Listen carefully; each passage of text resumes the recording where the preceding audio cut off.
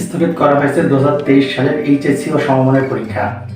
2023 সালের এইচএসসি ও সমমানের পরীক্ষা আগামী 17 তারিখ হওয়ার কথা ছিল, কিন্তু আগামী 17 তারিখ 2023 সালের এইচএসসি ও সমমানের পরীক্ষা শুরু হচ্ছে না। এখন আমি তোমাদের এই বিষয়ে কিছু আলোচনা করব, মনোযোগ দিয়ে ভিডিওটি দেখবে।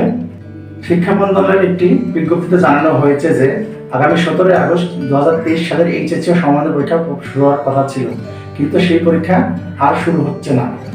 এটা প্রাকৃতিক দুর্যোগের কারণেই নাকি এই সিদ্ধান্ত নেওয়া হয়েছে, এই বিষয়ে একটি বিজ্ঞপ্তি প্রকাশ করা হয়েছে। সেই বিজ্ঞপ্তিতে আরো বলা হয়েছে যে বিগত কয়েকদিন থেকে শিক্ষার্থীরা পরীক্ষা পেছানোর জন্য আন্দোলন করছিল, কিন্তু তাদের কথা আমলে নেওয়া হয়নি।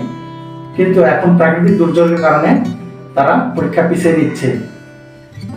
সেই বিজ্ঞপ্তিতে আরো বলা হয়েছে যে আমরা সকল বোর্ডের পরীক্ষা পিছিয়ে নিতে পারছি না, শুধুমাত্র ওই বোর্ডগুলো পিছিয়ে নেওয়া হচ্ছে যেই বোর্ডগুলো, যেই অঞ্চলগুলো বন্যার কারণে ক্ষতিগ্রস্ত হয়েছে, সেই বোর্ডের পরীক্ষাগুলো আপাতত 17 তারিখে নেওয়া হচ্ছে না।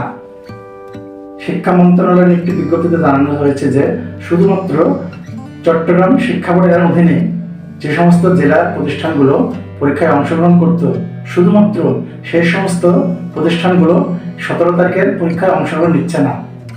সেই সাথে সকল মাদ্রাসা বোর্ড এবং সকল কারিগর বোর্ডের পরীক্ষাও স্থগিত করা হয়েছে, কারণ সকল কারিগরি শিক্ষা বোর্ড এবং সকল মাদ্রাসা শিক্ষা বোর্ড একই প্রশ্নে সারা বাংলাদেশে পরীক্ষা অনুষ্ঠিত হয়। যদি চট্টগ্রাম বোর্ড বাদে বাকি বোর্ডগুলোতে পরীক্ষা অনুষ্ঠিত হয়, তাহলে প্রশ্নপত্রের গোপনীয়তা থাকে না। সেই কারণে চট্টগ্রামের সাথে তাল রেখে সারা বাংলাদেশ কারিগরি শিক্ষা বোর্ড এবং মাদ্রাসা শিক্ষা বোর্ডের পরীক্ষা স্থগিত করা হয়েছে। আগামী 7 আগস্ট থেকে তাদের পরীক্ষা গ্রহণ করা হবে, অর্থাৎ যারা পরীক্ষা দিতে পারছে না 17 আগস্ট, তারা 27 আগস্ট থেকে তাদের পরীক্ষায় অংশগ্রহণ করতে পারবে। মূলত 27 আগস্ট এই বাকি বোর্ডগুলো নতুন করে রুটিন তৈরি করে তাদের পরীক্ষা নেওয়া হবে। তো যারা বন্যার কারণে এই কিছুদিন পড়তে পারোনি, তাদের জন্য একটি সুযোগ সৃষ্টি হয়েছে। তোমরা আবার মনোযোগ দিয়ে পড়ো এবং 27 আগস্ট তোমাদের পরীক্ষা দেওয়ার জন্য তোমরা প্রস্তুতি নাও।